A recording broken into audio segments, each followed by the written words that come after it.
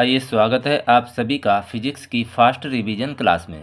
अगर आप इंटरमीडिएट परीक्षा की तैयारी कर रहे हैं तो आपके लिए ये वीडियो बहुत उपयोगी होने वाला है। तो इसलिए आप वीडियो में अंत तक बने रहिए, क्योंकि समय कम है और सिलेबस ज़्यादा है। तो इसलिए हम आपको कम समय में ज़्यादा चीज़ें सिखाने की कोशिश करेंगे। तो आज का जो टॉपिक है हमारा, परमाणु की संरचना। तो परमाणु की संरचना के बारे में हमें क्या क्या पढ़ना है और उसके बारे में क्या क्या पूछा जाता है, परमाणु के अंदर क्या क्या पाया जाता है और कब और किसने परमाणु के जो अंग हैं, परमाणु के जो भाग हैं, उनकी खोज की।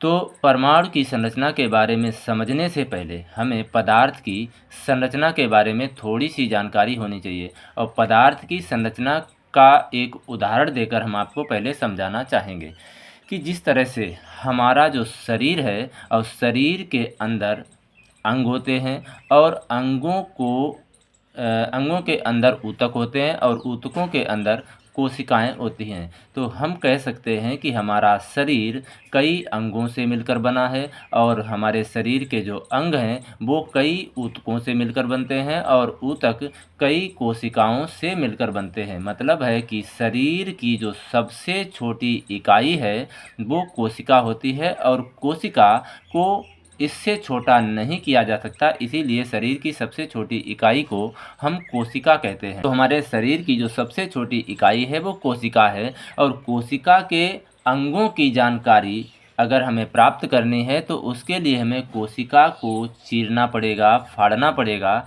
तो ये काम बाद में हम लोग पढ़ेंगे कि कोशिका के अंदर क्या है। तो उसी आधार पर हम पदार्थ की जो संरचना है उसके बारे में समझेंगे कि कोई भी पदार्थ छोटे छोटे अणुओं से मिलकर बनता है, और जब कई अणु मिलकर परमाणु का निर्माण करते हैं, और परमाणु पदार्थ की सबसे छोटी इकाई है। जिस तरह से हमारे शरीर की सबसे छोटी इकाई कोशिका होती है, तो कोशिका के अंदर बहुत सारी चीज़ें पाई जाती हैं, जैसे माइटोकॉन्ड्रिया हो गया, राइबोसोम हो गया, सेंट्रोसोम हो गया, लाइसोसोम हो गया, और एंडोप्लाज्मिक रेटिकुलम हो गया, केंद्रक हो गया, केंद्रक के अंदर डीएनए हो गया, आरएनए हो गया, जीन हो गया। तो ऐसे बहुत सारे जो भाग होते हैं कोशिका के अंदर। अब उसकी जानकारी लेने के लिए उसी को आधार बनाकर हम आपको पदार्थ की संरचना के बारे में समझाएंगे। तो पदार्थ जो है हमारा जो छोटे छोटे अणुओं से मिलकर बना होता है, और अणु परमाणुओं से मिलकर बने होते हैं। तो जो पदार्थ की सबसे छोटी इकाई, डाल्टन ने सबसे छोटी इकाई किसे माना है? परमाणु को। लेकिन परमाणु के आंतरिक संरचना के बारे में डाल्टन ने कोई जानकारी नहीं दे पाए। उसके लिए हमें आपको पढ़ना पड़ेगा कि रदरफोर्ड का परमाणुवीय मॉडल, उसके बाद हमें पढ़ना पड़ेगा नील बोर का परमाणुवीय मॉडल। तो वीडियो यहाँ पर हम बारी बारी से चीज़ों की जानकारी करेंगे। तो यहाँ पर आपको समझना क्या है कि सर्वप्रथम 1803 में डाल्टन ने पदार्थ की रचना के संबंध में परमाणु सिद्धांत प्रस्तुत किया, जिनके अनुसार पदार्थ सूक्ष्म कणों से मिलकर बना होता है, और इन सूक्ष्म कणों को परमाणु कहते हैं। ये डाल्टन ने इसकी जानकारी दी थी। लेकिन उन्होंने साथ ही साथ ये भी कहा कि परमाणु अविभाज्य कण है। अविभाज्य का मतलब है कि इसको और छोटा नहीं किया जा सकता, मतलब इसको अब तोड़ा नहीं जा सकता, इसलिए इसको पदार्थ की सबसे छोटी इकाई भी कहा जाता है।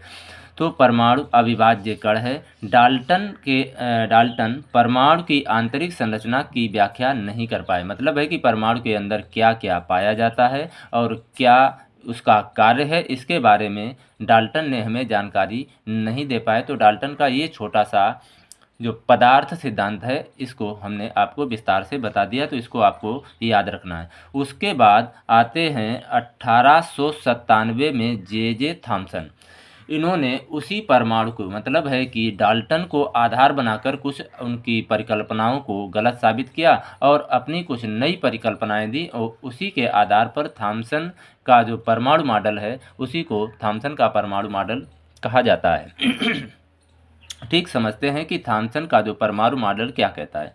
सन 1897 में जे थॉमसन ने इलेक्ट्रॉन की खोज की। इलेक्ट्रॉन के भीतर धनावेश और द्रव्यमान के विषय में उन्हें ज्ञान नहीं था। मतलब है कि जो परमाणु है या परमाणु के भीतर धनावेश कहाँ पर है और उसका सारा द्रव्यमान कहाँ पर है, इसके बारे में वो जानकारी हमें नहीं दे पाए। इसके लिए हमें समझना पड़ेगा रदरफोर्ड का परमाणु मॉडल, वहाँ पर इसका समस्त द्रव्यमान कहाँ पाया जाता है और इसका जो समस्त धनावेश है वो परमाणु के अंदर कहाँ पाया जाता है, इसकी जानकारी हमें रदरफोर्ड ने एक सोने की चादर पर उसका अल्फा कणों का बौछार करके अल्फा कणों को गिराकर उन्होंने जानकारी दी थी। उसका हम आपको अध्ययन बाद में कराएंगे।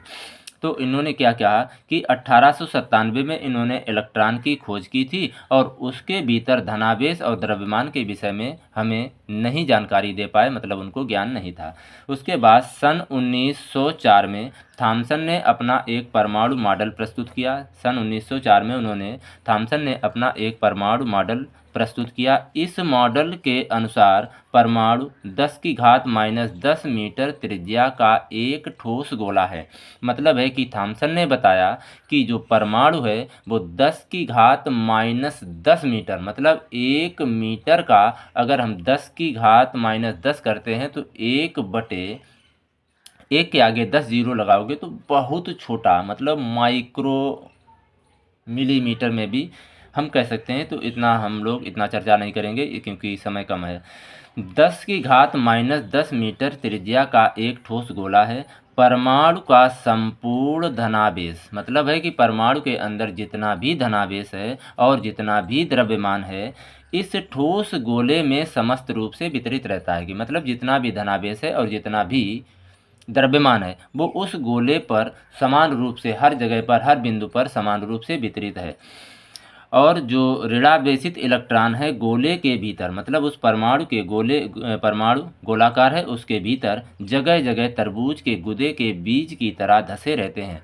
अब इसीलिए इसको तरबूज मॉडल भी कहा जाता है। तरबूज के अंदर जिस तरह से गुदा होता है और गुदे के अंदर तरबूज के बीज धसे रहते हैं, उसी तरह से इलेक्ट्रॉन, मतलब जो धनावेश और द्रव्यमान है वो पॉजिटिव चार्ज इस तरह से दर्शाया गया है। यहाँ पर आपको समझने के लिए ये चित्र बना है। तो यहाँ पर जो धनावेश है वो समान रूप से वितरित है, मतलब है तरबूज के गुदे की तरह, और जो इलेक्ट्रॉन है इस धनावेश में धसे हुए, मतलब तरबूज के गुदे में जिस तरह से बीज धसा रहता है इसी तरह से इलेक्ट्रॉन तरबूज के गुदे में बीज की तरह धसे रहते हैं। इसीलिए इसको तरबूज मॉडल भी कहा जाता है। थॉमसन के मॉडल को तरबूज मॉडल भी कहते हैं। तो आपको इसकी जानकारी हो गई होगी कि थॉमसन का मॉडल क्या है। कि सन 1897 में थॉमसन ने इलेक्ट्रॉन की खोज की और उसके भीतर जो द्रव्यमान और धनावेश के बारे में उनको ज्ञान नहीं था, तो उनकी जानकारी वो नहीं दे पाए।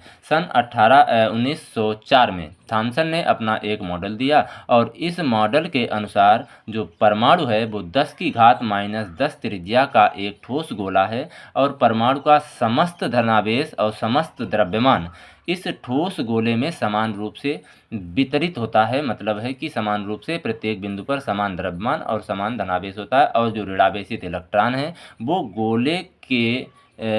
गोले के भीतर जगह जगह तरबूज के गुदे में बीज की तरह धसे रहते हैं और इसीलिए इसको तरबूज मॉडल भी कहते हैं। तो ये हमारा हो गया पदार्थ की संरचना, मतलब डाल्टन का पदार्थ सिद्धांत और थॉमसन का परमाणुवीय सिद्धांत।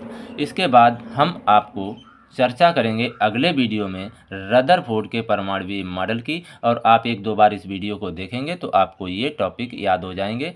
तो धन्यवाद। अगर आपको ये वीडियो अच्छा लगा तो लाइक और शेयर ज़रूर करें। अगर आपने अभी तक हमारे चैनल को सब्सक्राइब नहीं किया है तो प्लीज़ सब्सक्राइब भी करें और बेल आइकन दबाना ना भूलें, ताकि जब भी मैं ऐसी वीडियो अपलोड करूं तो सबसे पहले नोटिफिकेशन आपको मिले।